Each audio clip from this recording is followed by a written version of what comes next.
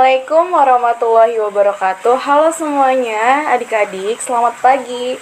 Apa kabar semuanya? Semoga kita semua dalam lindungan Allah Subhanahu wa taala. Amin.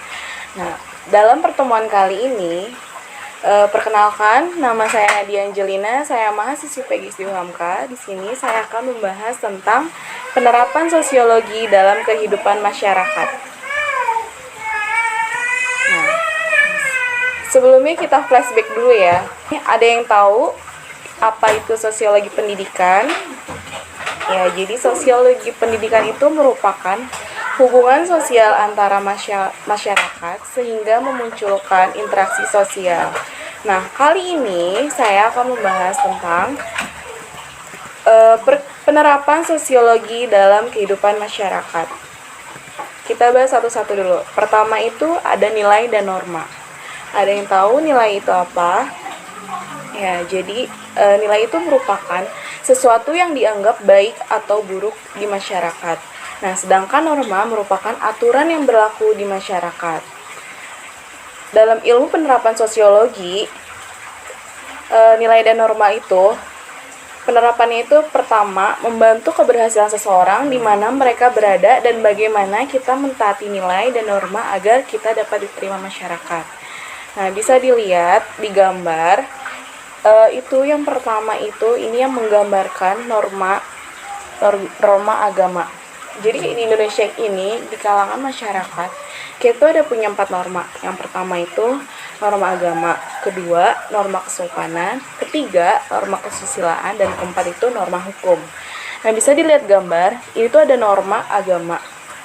Kita itu harus mentaati semua aturan oleh pencipta, yaitu Tuhan Yang Maha Esa, dan menjauhi larangan-larangannya. Nah, yang kedua ini menggambarkan norma kesopanan, gimana kita harus sebagai yang muda kita harus menghormati yang tua. Nah, yang ketiga ini gambar norma kesusilaan, gimana tuh kayak kita misalkan harus mengucapkan terima kasih ketika kita mendapat bantuan, atau mengucapkan maaf ketika kita berbuat salah. Nah, yang terakhir norma hukum, gimana kita harus mengikuti aturan yang ada di negara Indonesia, karena negara Indonesia merupakan negara hukum. Nah, yang kedua itu interaksi sosial.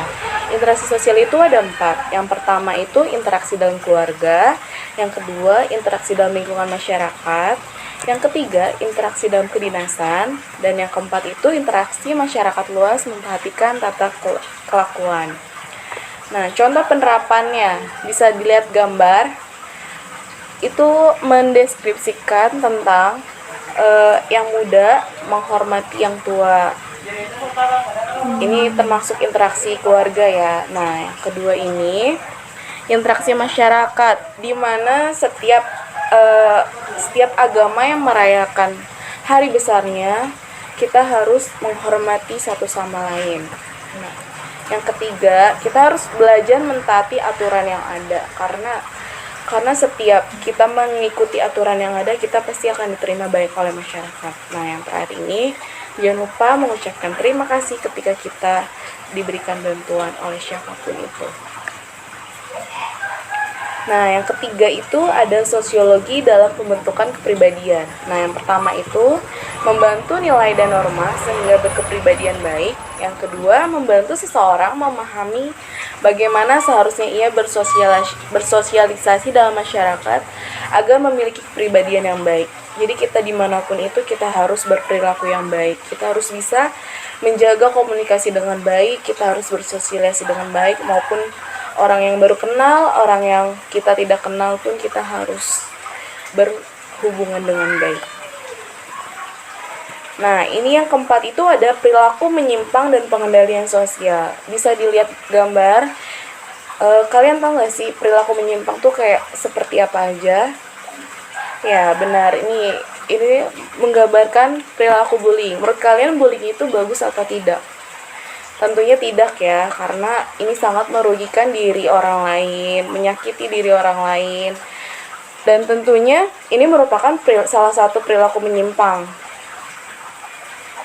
Yang kedua, ini ada gambar yang mendeskripsikan tentang pencurian. Pencurian itu juga merupakan perilaku yang menyimpang ya, karena juga sama merugikan orang lain, mengambil harta benda orang lain yang bukan miliknya. Jadi kita dalam penerapan sosiologi dari perilaku menyimpang dan penilaian sosial ini, kita harus tahu mana aja sih perilaku yang menyimpang sehingga kita tuh tidak melakukan perilaku tersebut. Nah, yang terakhir saya akan membahas tentang perubahan sosial. Perubahan sosial adalah sesuatu yang pasti terjadi pada setiap masyarakat. Tak ada satupun masyarakat yang berhenti dari perubahan dan dinamika. Penerapannya itu dalam ilmu sosiologi. Nah, pertama itu kita membantu memilih mana yang baik dan mana yang buruk. Kedua itu membantu menerima dan menolak perubahan sosial. Nih, adapun contoh dari perubahan sosial. Dilihat dari ilmu teknologi dan komunikasi. Kalau dulu itu kita pakai handphone yang jadul ya, di balik tuh jadul. Nah, sekarang tuh yang benar-benar canggih, yang semua serba bisa, informasi semakin luas. Kalau misalkan kita tidak bisa memfilter mana yang baik, mana yang buruk, informasi itu bisa bersifat negatif, bersifat positif juga. Jadi kita harus bisa menilai apakah itu kita bisa baik atau buruk. Nah, yang kedua bisa diperlihatkan di gambar itu ada orang yang membajak sawah. Dulu itu cuma pakai seekor kerbau, dan sekarang kita lihat tuh bisa pakai traktor. Nah, yang terakhir, ini salah satu contohnya. Dulu itu cuman pakai delman setiap kita kemana-mana. Sekarang tuh angkutan darat, angkutan laut, angkutan udara itu semakin canggih. Jadi semakin aksesnya pun semakin cepat, kita bisa keluar kota, bisa keluar negeri. Tergantung kita menanggapi semua yang ada itu.